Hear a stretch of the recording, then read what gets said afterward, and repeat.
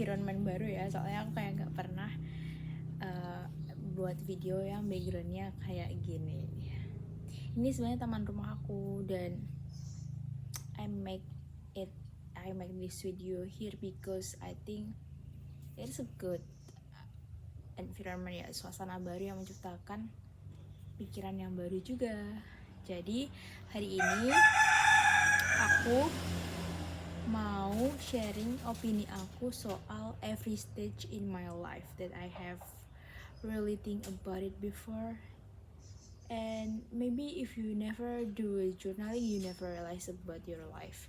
Jadi maksud aku gini, kalau kalian nggak pernah ngelakuin namanya journaling, jadi journaling itu kan fungsinya untuk mengevaluasi diri kita, apa yang telah kita perbuat, pengalaman kita sebelumnya, kita tulis dalam jurnal kita untuk dievaluasi, dicari mana yang perlu dibenahi dari diri kita, perilaku kita yang perlu kita rubah agar menjadi pribadi yang lebih baik lagi. Nah, aku kan udah ngelakuin journaling dari SMP sampai SMA ini, seperti yang aku kasih tahu ke teman-teman di video sebelumnya itu aku pikir-pikir kalau every stage in my life have a meaningful life.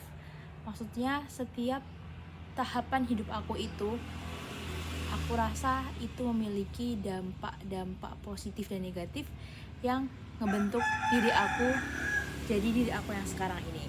Dan aku sangat bersyukur akan hal itu, karena dengan aku merealisasikan, dengan aku memaknai kehidupan aku, itu kayaknya ngebuat aku makin bersyukur dan percayakan diriku sendiri. Gitu guys. Jadi setelah aku menyimpulkan ya, kita mulai dari SD dulu. Nah, dulu waktu SD itu aku tipe siswa yang pasif ya, bisa dibilang pasif. Dan tapi orang tua aku ngedukung banget aku untuk melakukan hal-hal yang positif, kayak ngewakilin sekolahan gitu, karena orang tua aku selalu ngedukung aku untuk hal itu. Jadi dari SD itu aku mulai membangun kepercayaan diri aku untuk speaking di depan kamera dan juga speaking di depan orang banyak. Karena dalam acara Purnawiyata kelas 6 SD aku itu, aku yang mewakili angkatan aku kelas 6. Nah, kemudian yang menurut aku the best part in my life, because it's really make me right now, make my confident right now, itu adalah tahapan di SMP aku. Jadi SMP itu bener-bener momen yang luar biasa dalam hidup aku, karena di situ aku bener-bener ngerasain yang namanya public speaking in front of public, and also the way I confidence, the way I talk like this, itu karena aku terbiasa ngobrol di panggung waktu SMP. Karena aku SMP, alhamdulillah aku jadi ketua OSIS sekaligus paralel 1 yang aku buat di video sebelumnya. Lupa aku pokoknya tentang tahapan aku di SMP, bagaimana aku mengachieve atau mendapatkan semua hal itu di video, ada di video deskripsi sebelumnya.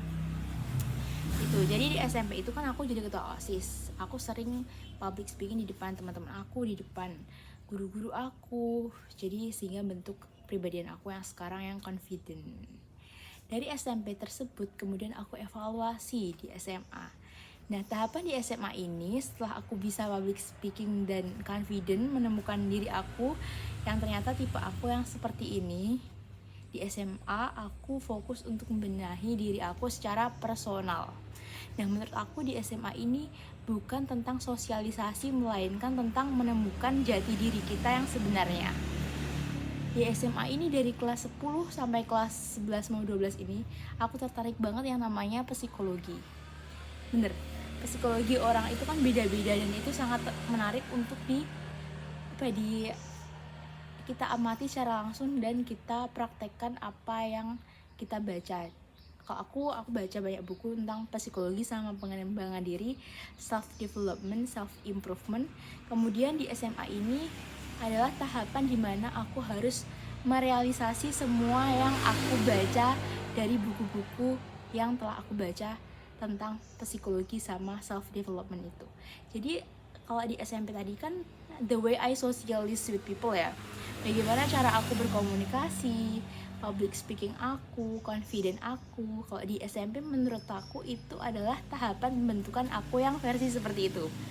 Nah, kalau di SMA ini adalah tahapan pembentukan aku dari dalam diri.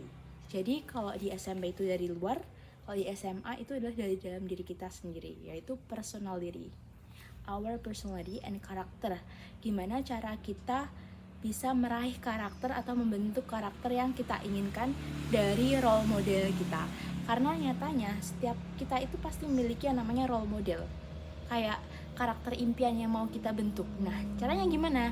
Caranya dengan merealisasikan, dengan ditulis di jurnal kita tulis journaling, kemudian kita cari sumber-sumber referensi. Kalau aku biasanya baca buku ya, karena dari baca buku tadi kita dapat insight yang sangat bermakna yang ngebantu kita untuk mewujudkan karakter yang kita inginkan. Begitu. Nah, kemudian karena di SMA ini menurut aku ini lebih ke diri aku sendiri, lebih ke personality aku, jadi setiap aku ngomong sama orang itu aku evaluasi diri aku sendiri, gimana aku cara ngomongnya kayak gimana aku gestur aku, gimana cara aku tersenyum, gimana cara aku membuat mereka merasakan mereka dihargai. Dan prinsip yang menurut aku itu paling berkenang ya dari buku yang aku baca, aku lupa namanya apa ya, How to Influence People nggak salah. Itu dalam sosialisasi yang terpenting adalah how you can make them feel. Gimana cara kamu membuat mereka merasakan kalau diri mereka itu berharga, diri mereka itu matters and better. Begitu guys. Nah, dan menurut aku bersyukur banget atas pencapaian aku secara baik secara akademik maupun individu di setiap tahapan hidup aku. Dan aku juga suka sama karakter aku yang sekarang, karakter aku yang peduli sama lingkungan sekitar aku dan selalu bersyukur atas apa yang telah Allah berikan ke aku. Dan kalian tuh harus bener-bener gimana guys, intinya kalian tuh juga harus tahu makna dari setiap tahapan hidup kalian.